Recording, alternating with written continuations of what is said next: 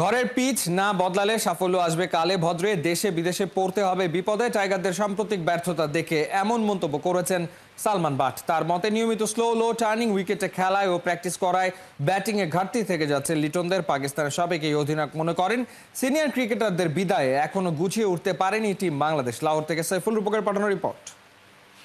Seen a lot of their senior players retire and a lot of new faces in the team, less experienced. So it will take time. আমাদের গেছে যেদিন একেবারেই কি গেছে, কিছুই কি নেই বাকি। রবীন্দ্রনাথের কথাটা খুব করে মিলে যায় বাংলাদেশের ক্রিকেটের সঙ্গে। পঞ্চপাণ্ডবের সময়ে এসেছে দেশে বিদেশে সাফল্য। মাশরাফি, তামিম, সাকিব, মুশফিক, রিয়াদের বিদায়ে অবনমন কে ঠেকায়? সাদা বলে 2 ফরম্যাটের র্যাঙ্কিংয়ে 10-এ, টেস্টে এখন 9 নম্বরে। উত্তরণের উপায় বাতলে দিলেন পাকিস্তানের সাবেক অধিনায়ক Salman but. Spinning and low bouncing and uneven tracks. It is not good for their own cricket. Okay, it's okay to win a series against one visitor or 2 visiting sides. But then when you leave Bangladesh, you don't find that sort of condition anywhere in the world. So to be a team which is good enough around the world, you have to start gearing yourself up for the conditions that you're going to see in Australia, in England, in South Africa, in Pakistan, in India, and everywhere else. Even Mustafiz is bowling half cutters in Bangladesh because he gets a lot of spin and variable bounce. In the longer run, it is not useful for their players because the more you go out, you have to be much better at your skills against the quicker bowlers. ঘরের মাঠের গামিনী slow turning পিচকে দুষলেন Salman. BCB কর্তারা কি দায় এড়াতে পারবে? গামিনীর প্রতি এতই প্রেম, নানান দেশে দারুণ সব উইকেট বানানো টনি হেমিংকে পেয়েও ধরে রাখতে পারেনি বিসিবি। সেই হেমিং লাহোরে কাজের প্রশংসা পাচ্ছেন সবার কাছ থেকে। এই অস্ট্রেলিয়ানকে ঠিকঠাক ব্যবহার করতে পারলে হয়তো লিটন, হৃদয়, শামীমদের দুর্বলতা কাটত। সালমানের মতে ভালো পিচে খেলার অভ্যাস থাকলে 4-6 হাঁকানোর পাশাপাশি স্ট্রাইক রোটেট করার টেকনিকটাও আরো ভালোভাবে আয়ত্তে আসতো। Making an environment where they start to take decisions, where they start to take risks, calculated ones, and where they are good at dominating other teams. What they lack in batting is they don't know how to dominate oppositions. The importance of rotation of strike, the amount of pressure it takes off from the batters and puts the pressure on the fielding side and the bowlers. So strike rotation is very important. বর্তমানে লাহোরে ঘানি institute of ক্রিকেটে director হিসেবে আছেন Salman but. Who was Salman Butt's favorite Bangladeshi cricketer? Tamim Iqbal was a wonderful opener. He was somebody who could win a game. Saiful Hamza সমিতদের নিয়ে গড়া জাতীয় দলকে ঘিরে আছে সমর্থকদের প্রত্যাশার চাপ। তবে এ চাপকে সামাল দিতে ড্রেসিং রুমে সুস্থ পরিবেশ রাখার চেষ্টা করেন কোচ কাবরেরা। দেশি ফরওয়ার্ডদের ফিনিশিং এর দুর্বলতা কেন কাটে না, কিংবা দলে অভিজ্ঞ আর তরুণ ফুটবলারদের ভারসাম্য কিভাবে বজায় রাখেন, তা নিয়ে খেলাযোগের কাছে মুখ খুলেছেন এই স্প্যানিশ কোচ। হাভিয়ার কাবরেরার বিশেষ সাক্ষাৎকারের 4র্থ পর্ব থাকছে রায়ান আহমেদের রিপোর্টে। হামজা সমিতরা বাংলার ফুটবলে নতুন করে বয়ে এনেছেন প্রত্যাশার বসন্ত বাতাস। একসময় ঝিমিয়ে পড়া দেশের ফুটবলে খুলে গেছে সম্ভাবনার হাজারো দুয়ার। সবার চাওয়া ফ্যানদের জন্য লাল সবুজের দল সৃষ্টি করবে আনন্দের শত উপলক্ষ। ফ্যানদের এই প্রত্যাশা কি কখনো কখনো চাপের কালো মেঘ তৈরি করে? We need to listen to all this, obviously, and we listen to our fans, and we listen to media and to everyone, but we need to know how to disconnect from all these things for that pressure not to affect the performance and the daily activity that we have, and try to create the environment, healthy environment where the players don't feel the pressure every day in the training sessions, giving a lot of positive messages and creating a good mentality, and convincing them that we have the level to achieve the results that everyone wants for us. But yeah, we always try to think in a long term. It's been a disease in our football. We are seeing, like when I was a kid as well, the main problem was always the lackings of our forwards. Like they couldn't finish, they couldn't score goals. Why do you think that happens? Is there any sort of issues with our footballing structures or planning? I don't think it's only with definitely with the scoring capacity, but in the end it's normal that when there is no a football education system, our youth development plan implemented for many years, in the end there is lacks of concepts that have not been trained for a long time.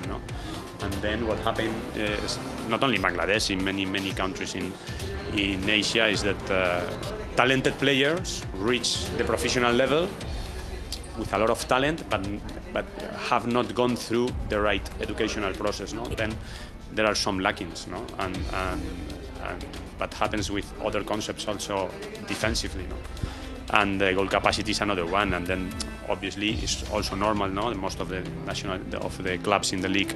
Also, not only in Bangladesh, in India, in many countries in Southeast Asia, usually the peak of the clubs for the striker position also usually is a foreigner, which is absolutely normal. We have seen that you have given opportunities to the players like Mr. Morsaleen, but how do you balance developing youth versus relying on experienced players in crucial matches?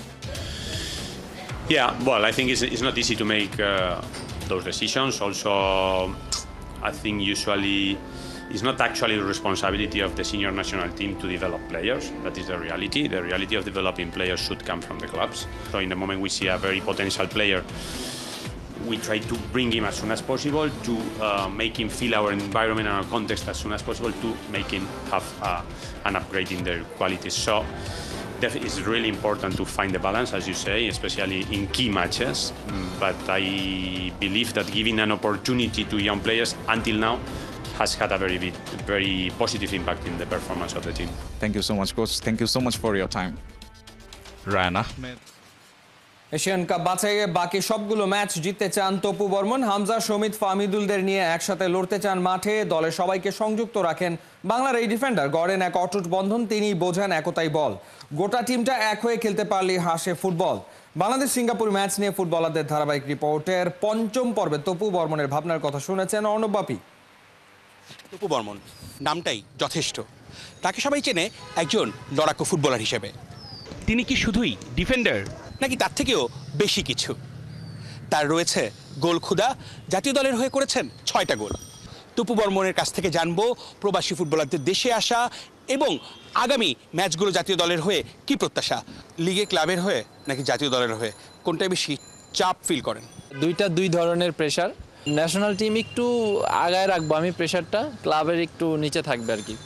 Bangladesh football federation আরও বেশ কয়েকজন প্রবাসী ফুটবলারকে ট্রায়ালের জন্য ডাকছেন, এটা আসলে কি মনে হচ্ছে? না, এটা খুবই ইতিবাচক এবং পজিটিভ একটা ব্যাপার।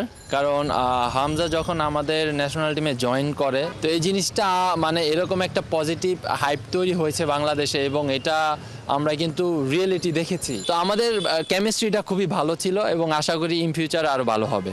সেই কথা ধরেই জানতে চাচ্ছি, ফাহমিদুল সম্পর্কে যে ঘটনাটা ঘটে গেছে সেটা নিয়ে কতটা বিব্রতকর বাকি টিমমেটদের জন্য? সে যখনই আমাদের সাথে সৌদি আরবে জয়েন করে, ফার্স্ট ট্রেনিং থেকে একদম লাস্ট ট্রেনিং পর্যন্ত আমরা তাকে সাপোর্ট করেছি এবং সাপোর্টিভ রোলে ছিলাম। আমাদের দেশে এরকম টাইপের প্লেয়ার প্রয়োজন এবং দরকার, আমরা যদি ইন ফিউচারে ভালো রেজাল্ট করতে চাই। সম্ভাবনা তৈরি হচ্ছে শামিদ সোমকে নিয়ে। তার এক্সপিরিয়েন্স, তার পারফরমেন্স বলেন, তার কোয়ালিটি বলেন, নিঃসন্দেহে 100। প্রবাসী ফুটবলারদের এতটা আন্তরিকতার সাথে আপনারা গ্রহণ করছেন, কিন্তু আমরা সামাজিক যোগাযোগ মাধ্যমে বা বিভিন্ন জায়গায় অনেক সময় দেখি কোনো পক্ষ প্রবাসী ফুটবলারদের প্রতিপক্ষ বানিয়ে দিচ্ছে দেশি ফুটবলারদের। এটা কারণ কি? যারাই সোশ্যাল মিডিয়া বলেন বা প্রিন্ট মিডিয়া বা যতগুলো মানুষ বাংলাদেশে আছে, সবাই আসলে রিয়েলিটিটা জানে না, আসলে সত্যিটা জানে যে আসলে আমরা তাদেরকে কিভাবে দেখি এবং তাদেরকে কতটুকু প্রায়োরিটি দিই এবং কতটুকু পোলাইটলিভাবে আমরা নেই। তো ডেফিনেটলি এই জিনিসগুলো আমার কাছে মনে হয় যে আগে বুঝতে হবে, বুঝে তারপরে সব কিছু আমার কাছে মনে হয় যে বলতে হবে। কারণ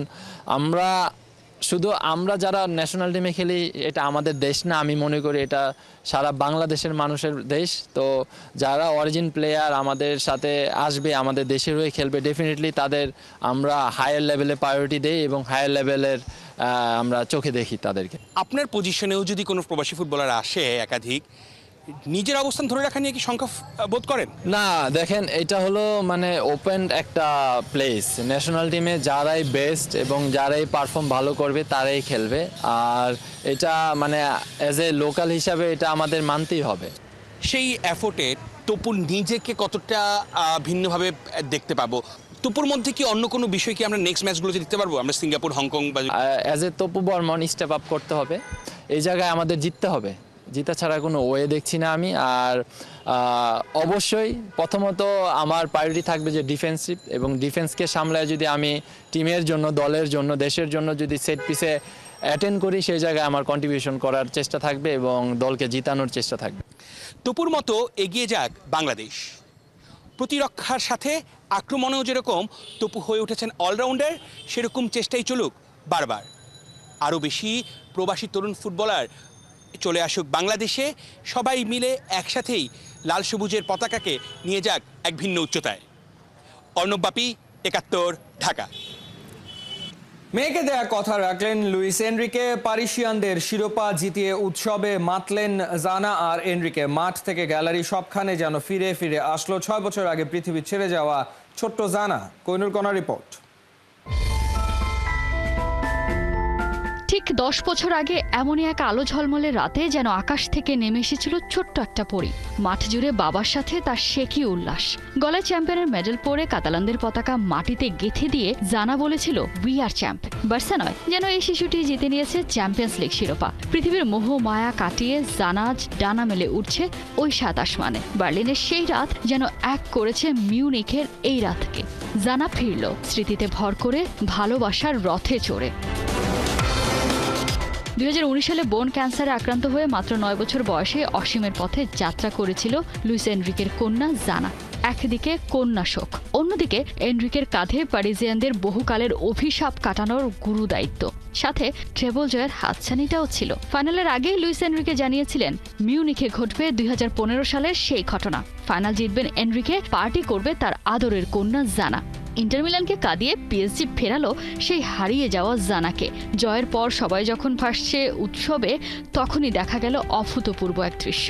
এনরিকের হাতে বিশেষ এক টি শার্ট, যেখানে আঁকা ছিল বাবা মেয়ের দুটি কার্টুন চিত্র। পিএসজির পতাকা হাতে মাঠে গেড়ে দিচ্ছে তারা। গ্যালারিতেও ছিল বিশাল ব্যানার, যেখানে একই ছবিতে ছিল কোচ আর তার আদরের জানা। চ্যাম্পিয়ন হয়ে এনরিকে মাতলেন মেয়ের সাথে সেই উৎসবে। ইন্টারকে হারিয়ে নিজেদের ইতিহাসে প্রথম ইউসিএল শিরোপা জয়ের উল্লাস করল প্যারিজিয়ানরা। তথাকথিত ফার্মার্স লিগে খেলা দলটা এখন ইউরোপের নয়া রাজা।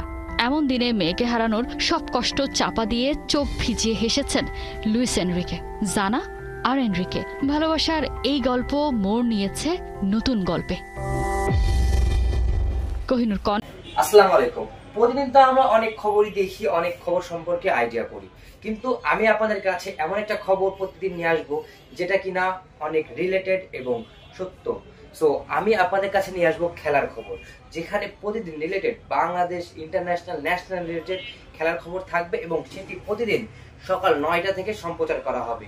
এবং এজন্য আপনারা কি করবেন, এজন্য আমার চ্যানেলকে অবশ্যই সাবস্ক্রাইব করবেন এবং পাশ থেকে বেল আইকনটি বাজাতে ভুলবেন না। আর অবশ্যই কমেন্ট সেকশনে জানিয়ে দিবেন আপনারা কি রিলেটেড ভিডিও চাচ্ছেন। আমি আমার নেক্সট একটা ইউটিউব চ্যানেল খুলতেছি, ওখানে অবশ্যই আমি ওখানে আপলোড করব এবং আপনাদের মতামত অনুযায়ী আমি সেখানে সেই রিলেটেড ভিডিও বানাবো।